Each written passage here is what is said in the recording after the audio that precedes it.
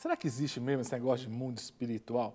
A gente está tão acostumado, né, com esse mundo nosso material, físico, natural.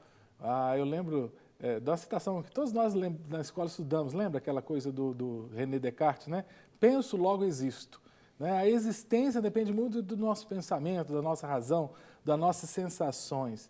Acontece que todos nós que somos cristãos, cristãs, nós já lemos na Bíblia que existe um negócio de mundo espiritual. Quão real é esse mundo espiritual? E para responder essa e outras questões, estou aqui com o pastor Eduardo. Pastor Eduardo, obrigado por nos ajudar mais uma vez no Mente Aberta. Estamos aí mais uma vez para falar de mais um assunto não menos controverso, mas não menos bíblico, né? É totalmente bíblico.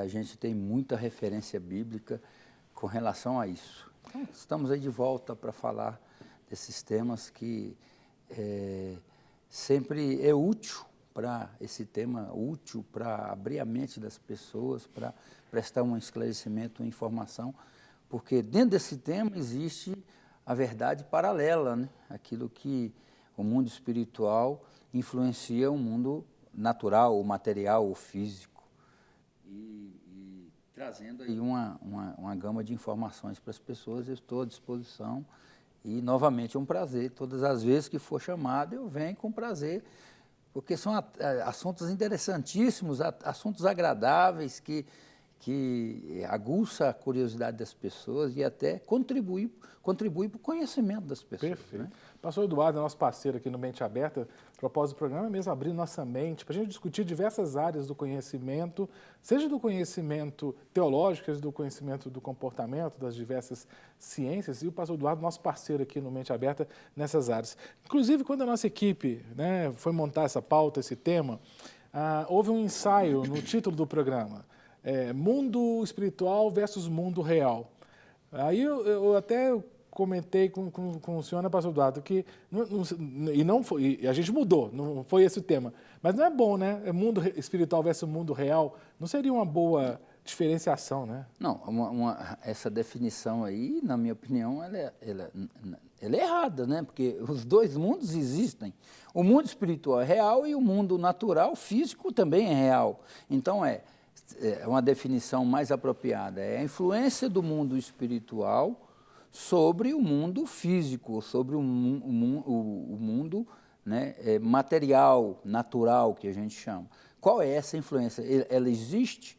Na realidade, o tema, eu acho que é interessante a gente partir por aí, porque os dois são muito reais, e eu te digo mais, o mundo espiritual, ele é infinito, né? Ele é ilimitado, e ele é quem governa o mundo físico, o mundo natural. Existe um governo do mundo espiritual no mundo físico, né? O governo do espiritual no mundo físico. Mesmo as pessoas mais incrédulas, mais céticas, acabam, vez por outra, admitindo. Eu lembro do Paulo Francis, não sei se você lembra do Paulo Francis, que foi um grande comentarista, infelizmente já faleceu. Certa vez eu ouvi uma declaração dele dizendo assim, olha, eu tenho certeza de que não existe céu, não existe inferno, mas que eu morro de medo de quando morrer para o inferno, eu morro. Uma frase dessa mostra assim, que mesmo a pessoa cética acredita que existe um lugar espiritual que é o inferno. E tem outra frase que o pessoal que fala espanhol utiliza, né? Não creio nas brujas pelo que elas ai. Né? Quer dizer, não creio que existe bruxa, mas que elas existem, né? Então, a Bíblia está recheada de passagens e de bases, né? A Bíblia é a nossa base, de bases teológicas que você não tem dúvida, né? Não tem, assim, o que a gente vai abordar é a correlação entre os mundos. A Bíblia fala em Gênesis 1 que lá no início de todas as coisas, né? Que a terra era sem forma e vazia e o Espírito de Deus, ele pairava, né? Ele se movia sobre a face das águas. Então, aí criou Deus o céu e a terra. Então, decorreu de uma ação espiritual. O físico foi decorrência de um ato espiritual. E disse Deus, haja luz, e houve luz. Né? Então, o que acontece? A Bíblia nos fala o tempo todo, né? Quando Paulo fala que a nossa luta não é contra carne e sangue, e sim contra os potestades, né, principados e potestades, contra os governadores, os dominadores desse mundo tenebroso que agem nas regiões celestiais, né? Então, assim, ele está mostrando que a nossa batalha, a nossa luta não é física, ela é no mundo espiritual. Eu não quero misturar pautas, não, mas nós estamos num bate-papo aqui, eu tenho o direito de fazer isso. Mas aí que entra o tal da visão espiritual, da visão aberta, né? Sim. Porque muitos não têm essa visão desse mundo espiritual. Algumas pessoas têm a visão aberta, veem anjos, veem principados, veem potestades. A visão aberta, nesse aspecto, é isso, né? Algumas pessoas conseguem ver o que é invisível para a maioria das Sim, pessoas. aí você vai derivar para o terceiro olho, para o chakra frontal, que são aqueles dons que as pessoas têm de ver o mundo espiritual. Porque a gente tem que separar. Nós não temos que muito embora ele exista e ele seja infinito, e ele tem muito mais conteúdo, o mundo espiritual tem muito mais conteúdo do que o mundo natural, o mundo físico, vamos falar assim, não é para a gente estar interagindo o tempo todo de visões e audições e intercorrências com esse mundo o tempo todo, não. A gente só pode fazer aquilo que Deus deseja e Deus permite que façamos.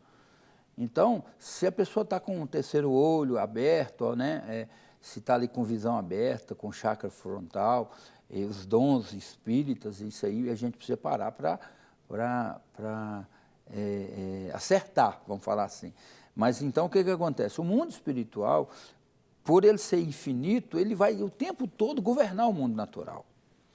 Mas isso não quer dizer que eles não se interajam entre si, o tempo todo. No Antigo Testamento, além de Gênesis. Aquilo que eu falei da verdade paralela. O que isso quer dizer? Quer dizer que o mundo espiritual acontece primeiro no mundo espiritual para depois acontecer no mundo natural. Por exemplo, quando lá Gênesis no princípio, aí vem o advento de Jacó, quando ele constrói ali um altar em Betel, ele teve aquele sonho e ele viu uma escada projetada da terra ao céu e os anjos subiam e desciam, não se atendo à mensagem daquela visão de Jacó, apartando isso nos dá uma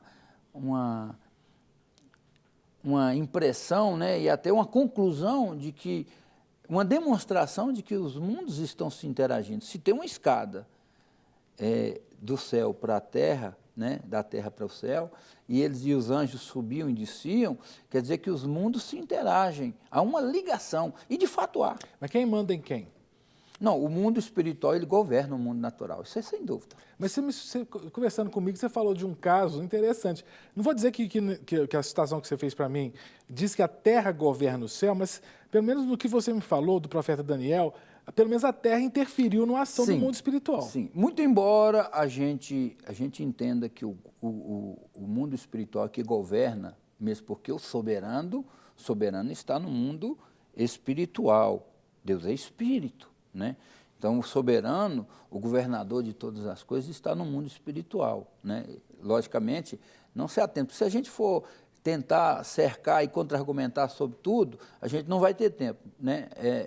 Assim, guardadas as proporções, Deus, dentro da sua onipresença, ele está em todo lugar, mas Deus é espírito, então, teoricamente, ele está no mundo espiritual, né?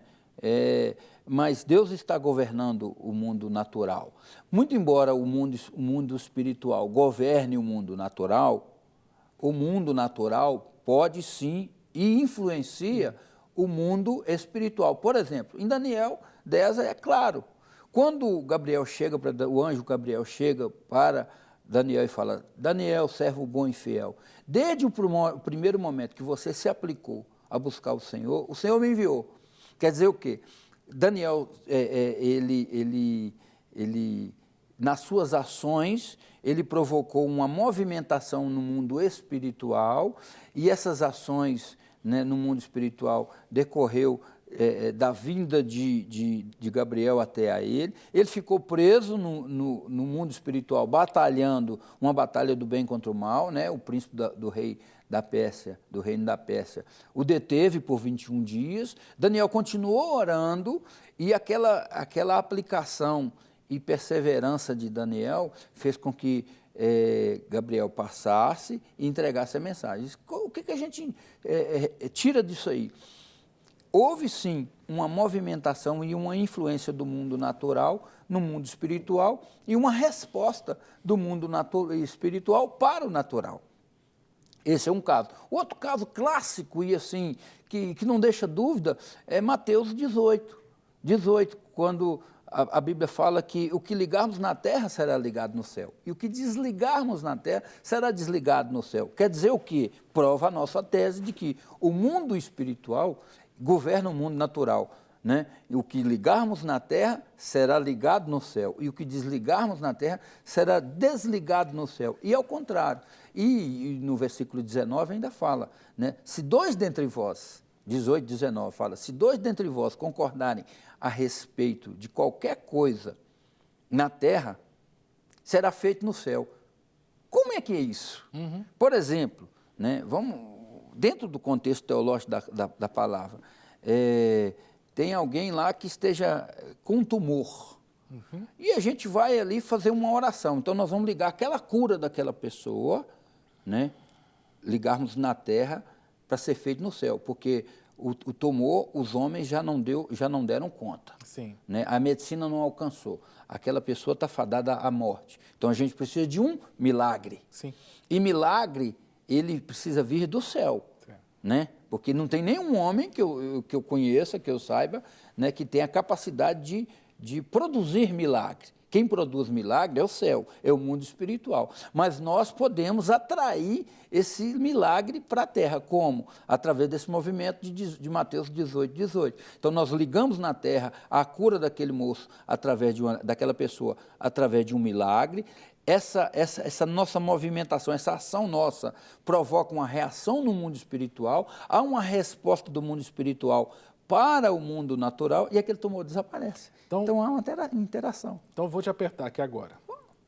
Você falou que ações também no mundo natural movem o mundo espiritual. Até lembro, talvez, Tiago, né? Quando tiver alguém enfermo, chama os presbíteros. É o mesmo caso, sim, né?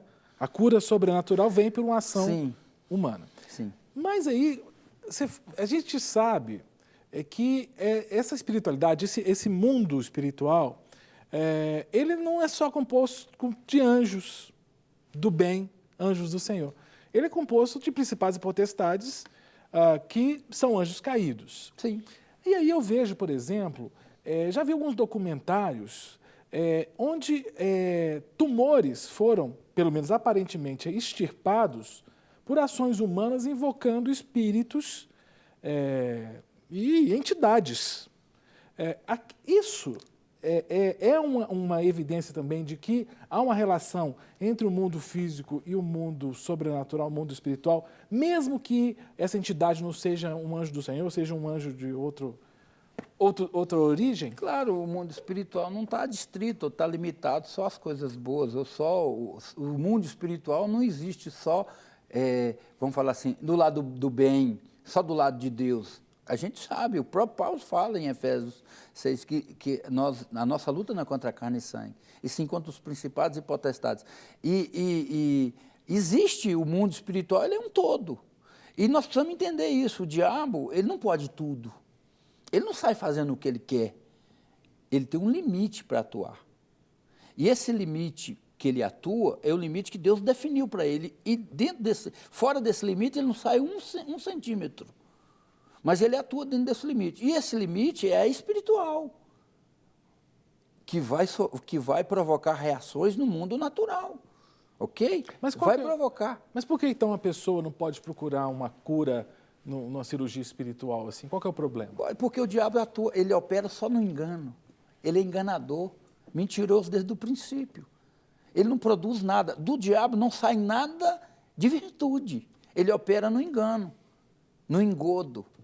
Né? Então, a pessoa ela vai estar sujeito, né, ao diabo, ele vai estar sendo enganado, ele vai estar sendo engodado, ele vai estar sendo atraído o tempo inteiro para o abismo. Se a pessoa quiser, existe, né, os satanistas, aqueles que têm o diabo por pai, os adoradores, os que decidiram se tornar. É importante a gente saber isso. Nós somos, nem todo mundo é filho de Deus, né? Do ponto de vista teológico, a Bíblia nos explica. Nós somos criaturas de Deus, nós somos filhos de Deus, que é os que, João 1,12, né? Aos que creem, deu-lhes o poder de se tornarem, de serem feitos. Se eu não era, eu me tornei, eu me fiz, serem feitos filhos de Deus. E tem as criaturas de Deus que se tornam filhos do diabo, que aceita a paternidade do diabo. Jesus falou, vós tendes o diabo por pai, o vosso pai. Quer dizer, é uma paternidade que as pessoas se sujeitam. Então, se a pessoa, se me perguntar, é possível o diabo operar um evento desse, de uma pessoa, de um tumor desaparecer? Sim, só que ele opera através do engano. Ele não é como Deus. Ele não é como Deus. E tem um preço alto. Tem né? um preço altíssimo. É um preço altíssimo. Nós não temos nem condição de mensurar isso. Essas coisas, eu já vi pregado em poste, já vi, às vezes, em jornal, traga a pessoa amada em 10 dias, esse tipo de coisa aí. Essas pessoas que fazem isso, algumas mexem com bruxaria, com feitiçaria e tudo mais, elas acabam fazendo o quê? Interferindo no mundo espiritual? Como é que é isso?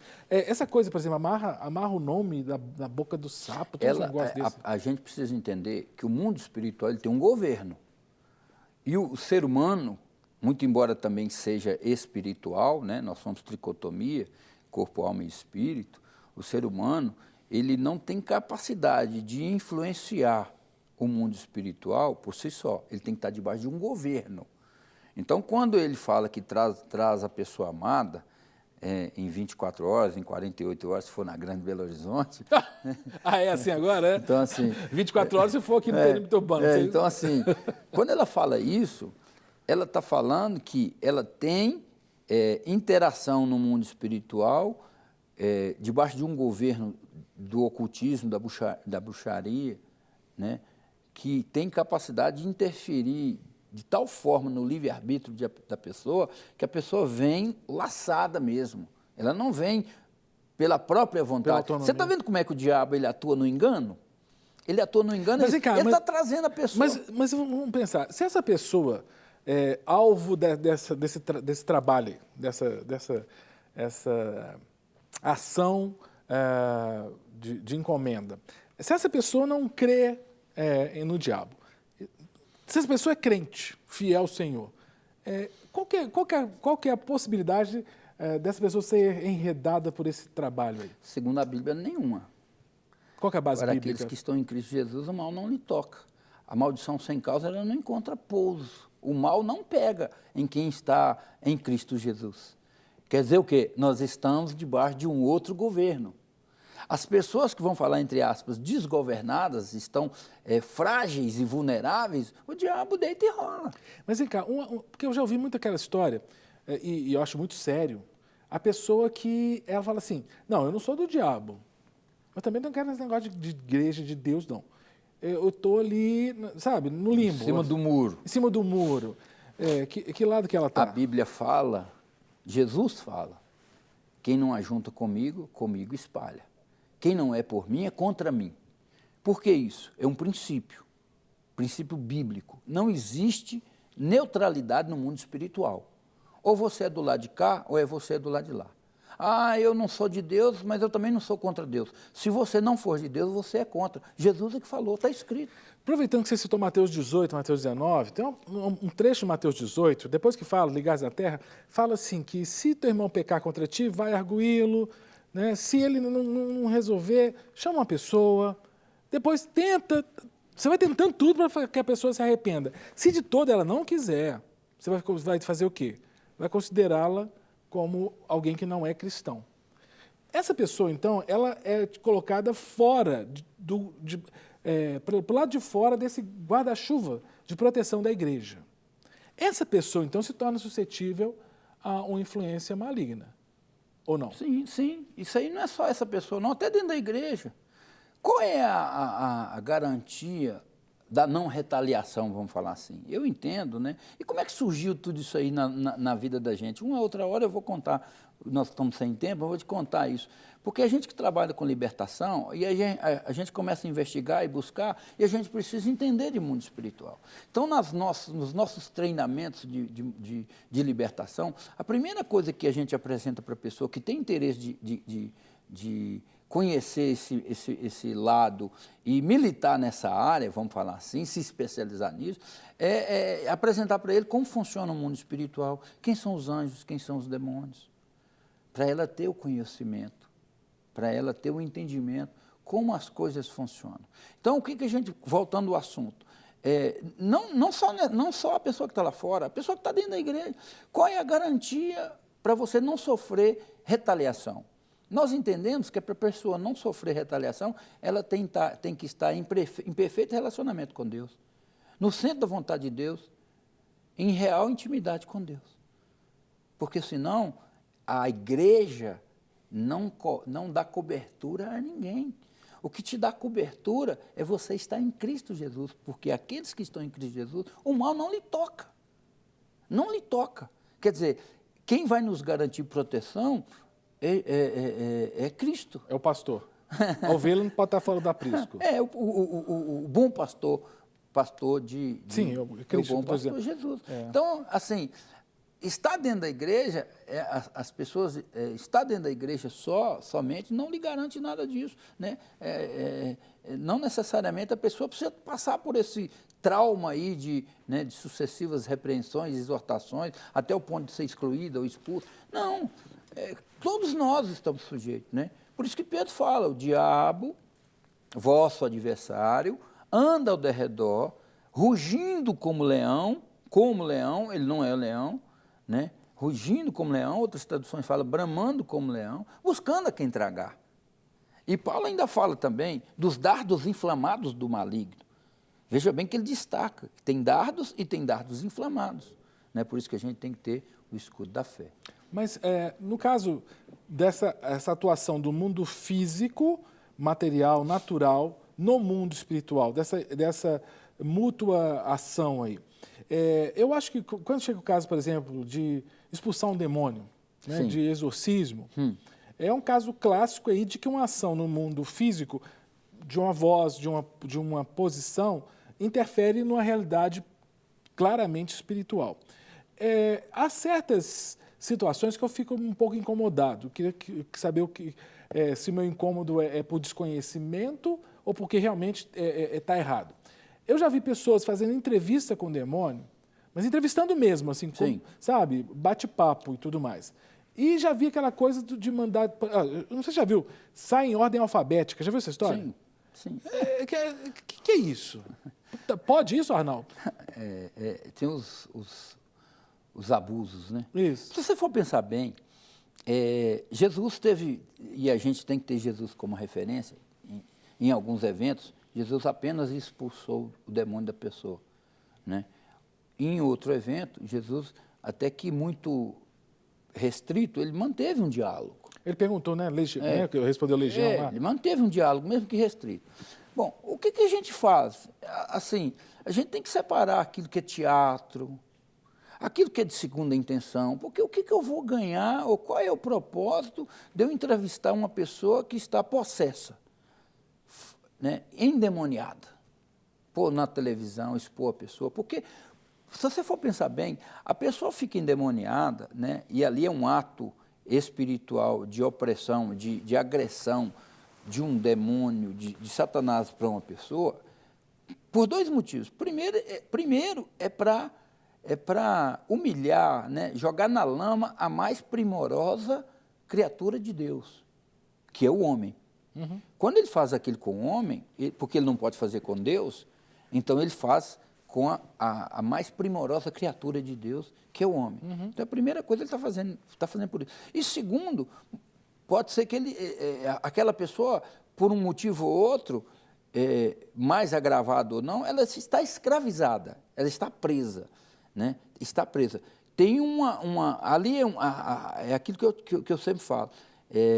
Demônio na vida da pessoa não é causa de problema, é sintoma.